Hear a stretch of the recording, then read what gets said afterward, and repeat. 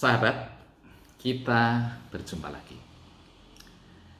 Sahabat, kalau kita bicara tentang keluarga, saya yakin kita sudah punya gambaran yang sangat spesifik tentang apa yang dimaksudkan.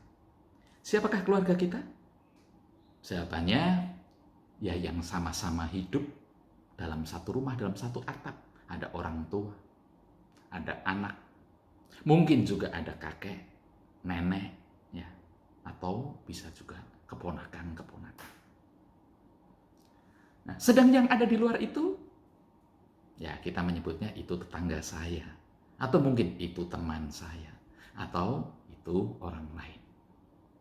Ciri dari keluarga seperti ini, di situ ada kedekatan yang mendalam, di situ ada ikatan solidaritas yang kuat. Kadar keintiman dan solidaritas dalam keluarga pastinya berbeda dengan yang bukan keluarga. Dan tentu ini tidak salah, karena kalau kita bicara tentang keluarga, ya seperti itulah. Nah sekarang, bagaimana kalau batasan tentang keluarga ini coba kita perluas? Kalau kita tinggal bersama misalnya dalam satu RT, atau dalam satu klaster kalau kita di perumahan.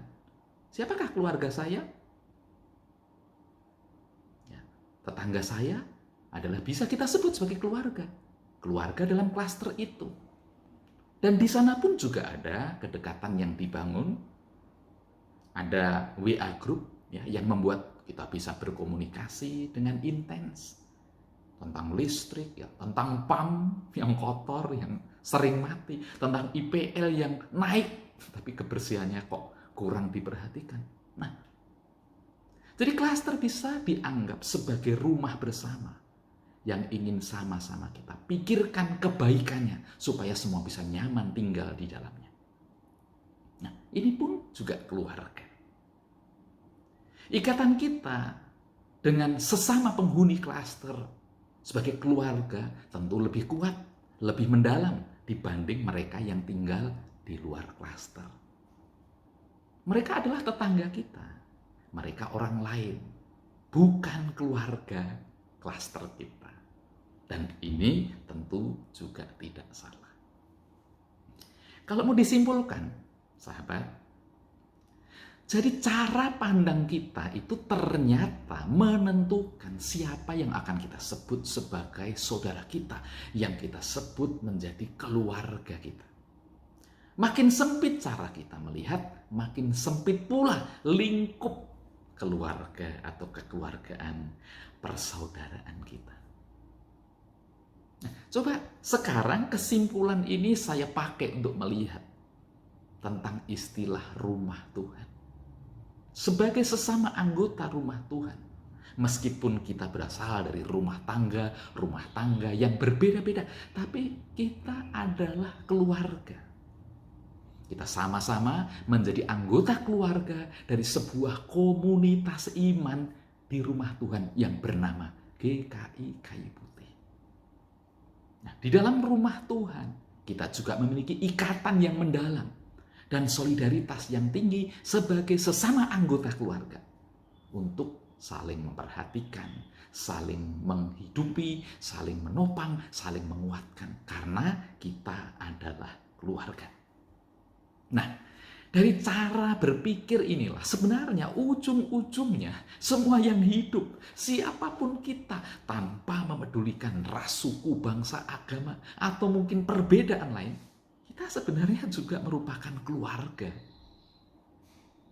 Apalagi kalau kita memahami ya, yang namanya rumah Tuhan itu bukan sekedar sebuah bangunan yang ada di Jalan Kayu Putih 1 Blok B, Kaf 1 Kayu Putih Pulau Gadung Jakarta Timur 13260.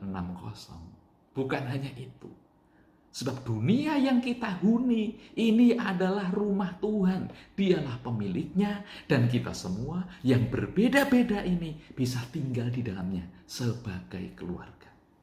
Nah itu sebab sebagai keluarga, keintiman dan solidaritas itu juga bisa kita bangun bersama-sama.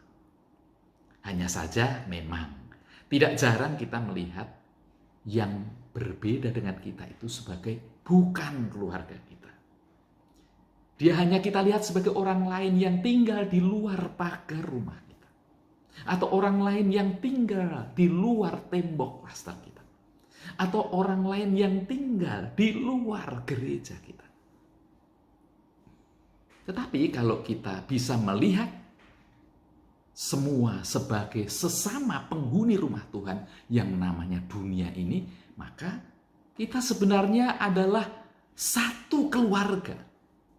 Apalagi kalau kita menelusuri jauh ke belakang tentang bagaimana kehidupan manusia bermula.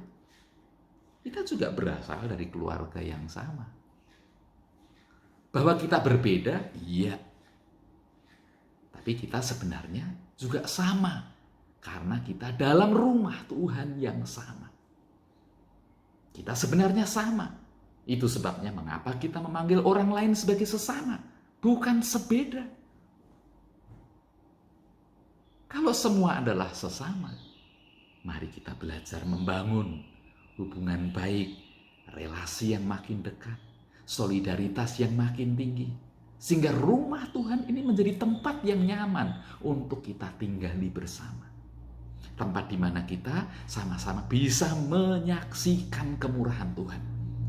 Seperti yang diungkapkan oleh pemazmur, Mazmur 27 ayat yang keempat.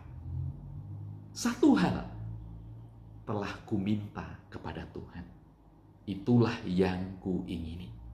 Diam di rumah Tuhan seumur hidupku, menyaksikan kemurahan Tuhan dan menikmati baiknya. Sahabat, sampai di sini kita bertemu. Dan kita akan berjumpa kembali di lain waktu. Tuhan memberkati kita.